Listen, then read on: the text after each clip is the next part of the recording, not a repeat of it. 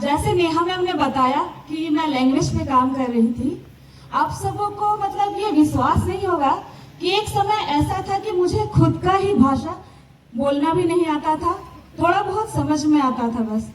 और कई बार मैंने ऐसी परिस्थितियों का सामना करना पड़ा कि मुझे शर्म आ जाती थी कि जो मुझे पता है और वो मैं बोल नहीं पाती थी। क्यों? क्योंकि मुझे अपनी भाषा में बोलना नहीं आता था।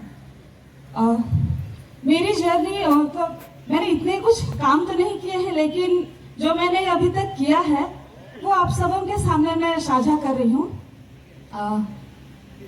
बचपन से मतलब मैं ऐसे परिवार से हूँ, हमारा परिवार बहुत छोटा सा है, सिर्फ माँ, नानी और मैं और भाई है।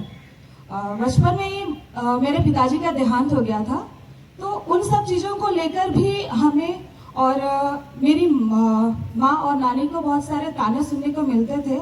और हमने भी ये सुना था कि जिसके पिता नहीं होते हैं और उसकी मम्मी के ऊपर बहुत सारे गलत गलत इल्ज़ाम लगाए जाते हैं कि ये ज़रूर कुछ उल्टा फुल्टा करती होगी, तभी आज ये लोग इतना अच्छा लाइफ जी रहे हैं।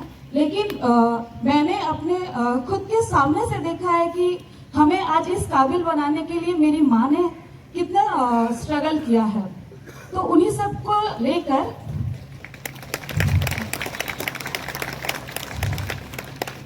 उन्हीं सब चीज़ों को लेकर मेरी सोच थी कि आज जो संघर्ष माँ कर रही है, आगे चल के वो संघर्ष का बदफल मैं उन्हें दूंगी और जितनी तकलीफ हमने बचपन में देखे हैं वो तकलीफें दोबारा हमें वो देखनी ना पड़े।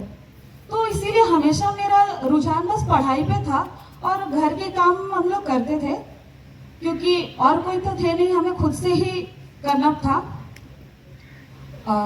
जब तक शायद मैं 10th में थी या मैंने जब 11th की पढ़ाई चल रही थी, तब तक ऐसा कोई भाषा के प्रति मेरा कोई रुझान नहीं था, क्योंकि स्कूल पे सिर्फ हम लोग हिंदी भाषा का प्रयोग करते थे। उसके बाद 2013 में हमारे सरजमदा गांव में, जो यही जमशेदपुर में ही है, वहाँ निःशुल्क वाराणसी शिक्षा अभियान चला, जिसमें मुझे तब पता चला कि हमारी जो भाषा हो है उसकी खुद की एक लिपि भी है। तो वही मैं तो सिर्फ बोलने सीखने के लिए गई थी, लेकिन वहां जाके मुझे पता चला कि हमारी लिपि भी है, जिसे वाराणसी लिपि कहते हैं, जिसका खोज ओत गुरु को लाखो बोदरा ने किया था। हमारे हो समुदाय से यहाँ जितने लोग हैं सभी लोग ओत गुरु को लाखो बोदरा जी के बारे में जानते ही होंगे।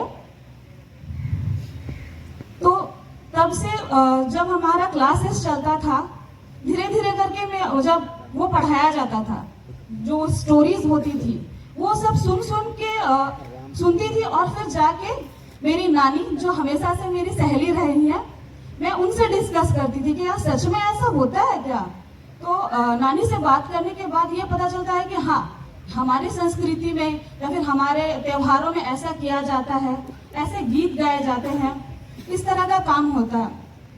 तो इस तरह मेरा भाषा के प्रति मेरा रुझान बढ़ता गया और बहुत ही कम समय में मैंने हमारी हो भाषा बोलना और लिखना दोनों ही जल्दी कैच कर लिया था। और उस समय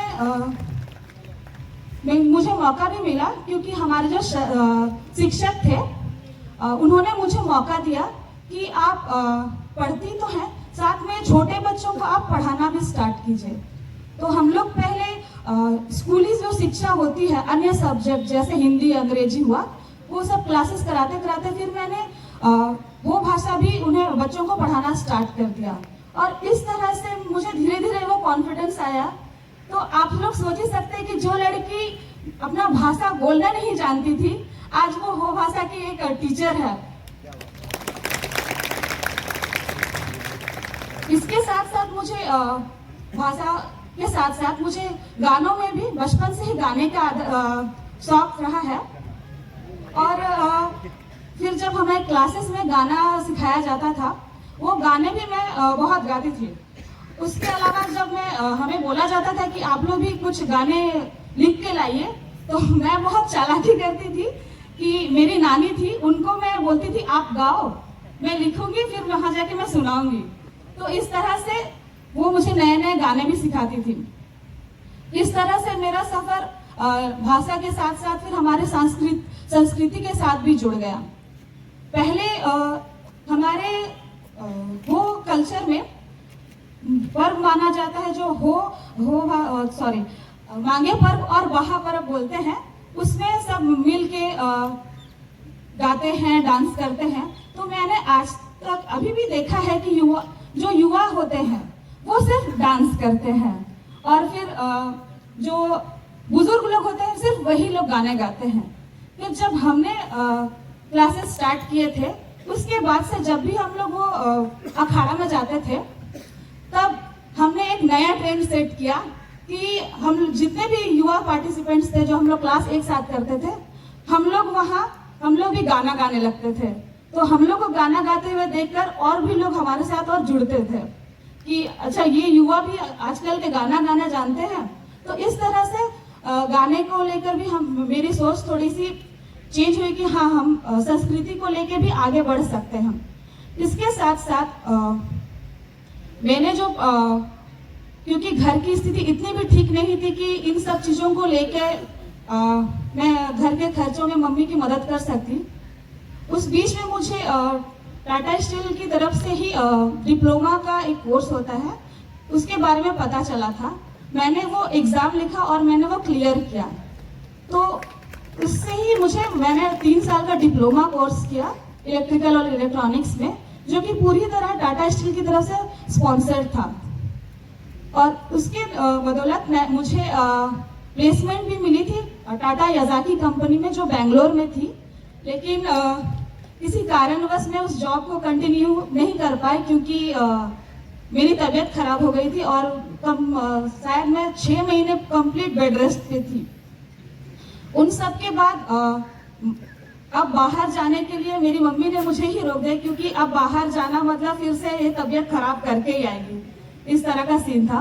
तो फिर मैंने सोचा कि जो काम मैं यहाँ कर सकती हूँ वो फिर बाहर जाके क्यों करना। फिर जो सेंटर हमारा चलता था उसे मैंने फिर से चलाना शुरू किया। पहले तो सिर्फ एक गांव में हमारा सेंटर चलता था जो सरजमदा में चलता था, जिसे हमने सिया उंगुल मोंडो के नाम से स्थापित किया था, जिसका अर्थ होता है कि ज्ञान की छांव। तो हमारे साथ साथ अब वहाँ लगभग तब से लेके 100 से अधिक बच्चे पढ़ते हैं। उसके अलावा हमने सिर्फ सरजमदा में ही नहीं, अगल बगल के गांव में भी जाकर उस चीज को बढ़ावा देना शुरू किया। अब सरजमदा के अलावा मैं और 2 सेंटर्स में जाके क्लासेस करवाती हूँ, जो कि हमारे बगल के ही गांव है। एक छोलाबड़ा सेंटर है जिसमें लगभग 30 से 40 बच्चे पढ़ते हैं, और एक तुपुडांगा सेंटर है जिसमें भी लगभग 30 से 40 बच्चे पढ़ते हैं। इस तरह से मैं वाराणसी का साक्षरता अभियान में शामिल हुई हूँ। इसके अलावा हमने जिस तरह अभी संस्कृति को लेकर बात हुई थी, 2014 में ही यहाँ TCS की तरफ से एक डांस टीम का निर्माण किया गया था, जिसमें मैंने ऑडिशन दिया था। तब से लेकर अब तक मैं उस टीम का हिस्सा हूँ। और उसके साथ साथ इसी साल मुझे भी रोटे जो रिदम ऑफ द अर्थ है उसमें अंकिता मैम और वरुण सर ने मुझे इस बार मौका दिया, और कल के परफॉर्मेंस का मैं भी एक हिस्सा बनी। इस तरह